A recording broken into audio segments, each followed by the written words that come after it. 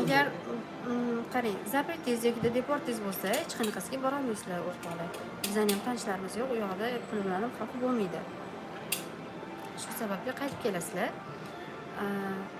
O'shaning uchun zapret deportlarni tekshirtirib keyin boringlar. Keyin naryoqdan masalan borganinglardan keyin zapret deport deb qaytarib yuborsa, hech kim sizlarni anaqa yo'l ko'ringlarni qaytarib bermaydi sizlarga. Qaytarib olib kelishingiz mumkin, o'sha avtobus bilan qaytib kelasiz, besplatniy, lekin borishga bilet olgansiz, u qaytarib berilmaydi. Sababi biz sizni tekshirmaganmiz. Agar siz bizga tekshirtirsangiz, masalan, zapret deportlaringiz bizga tekshirib berish xizmati bor.